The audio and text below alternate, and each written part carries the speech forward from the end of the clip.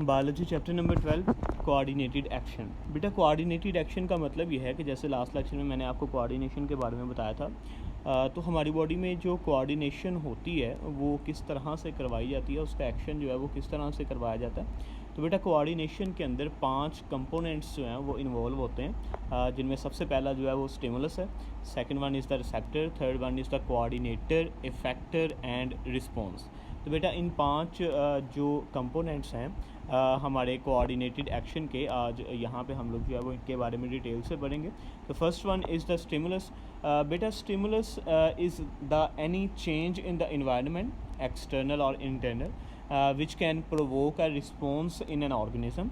बेटा स्टिमुलस जो है वो एक ऐसी चीज़ होती है कि जो हमारी बॉडी के कोऑर्डिनेटेड एक्शन को ऑन करवा देती है या कोऑर्डिनेटेड एक्शन करवाती है, या जिसकी वजह से ये कोऑर्डिनेटेड एक्शन होता है, उस चीज़ को जो है वो हम लोग स्टिमुलस का नाम देते हैं। ठीक है, तो स्टिमुलस बेटा एक्सटर्नल भी हो सकता है, स्टिमुलस जो है वो इंटरनल भी हो सकता है। जैसे हार्ट बीट जो है वो तेज़ हो जाए तो उसको स्लो डाउन करवाने के लिए भी हमारा जो कोऑर्डिनेटेड सिस्टम है वो ऑन हो जाएगा। ब्रीथिंग रेट तेज़ हो जाए तो उसको स्लो करवाने के लिए भी जो है वो कोऑर्डिनेटेड एक्शन जो है वो ऑन हो जाएगा। तो ये है बेटा इंटरनल स्टिमुलस।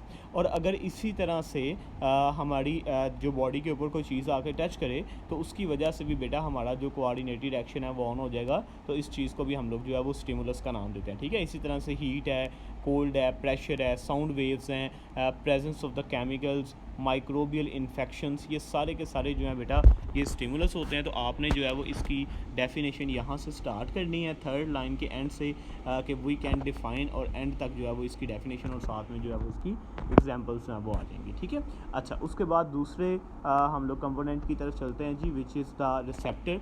बेटा रिसेप्टर ऐसी चीज़ होती है जिसके साथ आके हमारा स्टिमुलस जो है वो अटैच होता है, उसको हम लोग रिसेप्टर कहते हैं। जैसे हीट आई तो हीट को डिटेक्ट करने वाली जौन सी चीज़ है, बॉडी का वो ऑर्गन, बॉडी का वो टिश्यू या बॉडी का वो सेल जो कि स्टिमुलस को डिटेक्ट करता है बेटा, उसको हम लोग रिसेप्टर का नाम देते हैं। ठीक है, तो stimuli are detected by the special organ, tissues और cells of the body which are called receptor. For example, sound waves are detected by ears, light is detected by eyes, chemical in the air are detected by nose and heat is detected by the skin and so on. ठीक है, इसी तरह से मुख्तलिफ चीज़ें जो हैं वो क्या करवाती हैं जी, हमारी बॉडी के अंदर मुख्तलिफ स्टिमुलाई को डिटेक्ट करवाती हैं।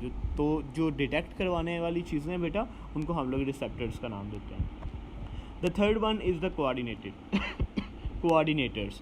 Third one is the coordinators. बेटा कोऑर्डिनेटर्स वो होते हैं कि जब स्टिमुलस रिसेप्टर के साथ आके अटैच होता है या रिसेप्टर जो है वो स्टिमुलस को डिटेक्ट करवा लेता है, तो बेटा मैसेज जाता है in the form of the nerve impulse या केमिकल्स। वो मैसेज जो है बेटा वो जाता है जी कोऑर्डिनेटर के पास। ठीक है, अब कोऑर्डिनेटर जो है बेटा वो या तो ब्रेन या स्पाइनल कॉर्ड हो सकते हैं in the form of the nervous coordination, और अगर केमिकल कोऑर्डिनेशन होगी बेटा तो उस फॉर्म में फिर एंडोक्राइन ग्लैंड्स हैं, ये एंड पे हम लोग पढ़ेंगे बेटा इस चैप्टर में। तो जो एंडोक्राइन ग्लैंड्स हैं बेटा वो एज अ कोऑर्डिनेटर हमारी बॉडी में काम करते हैं। ठीक है, तो ये कोऑर्डिनेटर में आपने याद रखना है बेटा, एमसीक्यूज़ भी बड़ा इंपॉर्टेंट है कि कोऑर्डिनेटर जो है वो ब्रेन और स्पाइनल कॉर्ड जो है वो मेन कोऑर्डिनेटर है हमारी बॉडी के in the condition of the nervous coordination. और अगर जो है वो केमिकल कोऑर्डिनेशन हो रही है, केमिकल्स के ज़रिए कोऑर्डिनेशन हो रही है, तो एंडोक्राइन ग्लैंड्स हैं बेटा वो कोऑर्डिनेटर के तौर पे काम करते हैं। ठीक है, अब कोऑर्डिनेटर्स हैं बेटा वो उस मैसेज को डिटेक्ट करते हैं, कोई चीज़ बॉडी पे टच कर रही है, हीट ज़्यादा हो रही है तो स्वेटिंग करवानी है, हीट कम हो गई है तो शिवरिंग करवानी है, लाइट आई है तो उसको देखना है, ईयर्स में साउंड वेव्स आई हैं, तो इन सब का मैसेज है बेटा वो कोऑर्डिनेटर के पास आता है। और कोऑर्डिनेटर जो है वो फिर आगे मैसेज सेंड करता है टूवर्ड्स द इफेक्टर साइड। ठीक है, तो इफेक्टर्स क्या होते हैं जी, there are the parts of the body which receive messages from the coordinator and produce the particular response. ठीक है, एक ख़ास रिस्पॉन्स बेटा परफॉर्म करवाते हैं और मैसेज जो है वो कोऑर्डिनेटर से लेते हैं, उनको हम लोग जो है वो नाम देते हैं effectors. In the nervous coordination neurons carry messages from coordinator brain and spinal cord to muscles and glands which act as a effector. In the chemical coordination, particular hormones carry message from coordinators which are endocrine gland to the particular target tissues. ठीक है, तो ये चीज़ बेटा आपने याद रखनी है कि नर्वस कोऑर्डिनेशन की कंडीशन में ब्रेन और स्पाइनल कॉर्ड जो हैं वो कोऑर्डिनेटर्स हैं, और ग्लैंड्स जो हैं बेटा, जो एंडोक्राइन या एक्सोक्राइन ग्लैंड्स जो हैं वो क्या हैं, इफेक्टर साइट्स हैं। लेकिन अगर जो है वो केमिकल कोऑर्डिनेशन हो रही है तो कोऑर्डिनेटर्स कौन है बेटा, कोऑर्डिनेटर्स हैं वो एंडोक्राइन ग्लैंड्स हैं, और टारगेट टिश्यू के ऊपर जो वो मैसेज भेजते हैं बेटा वो इफेक्टर साइट्स होती हैं। ठीक है।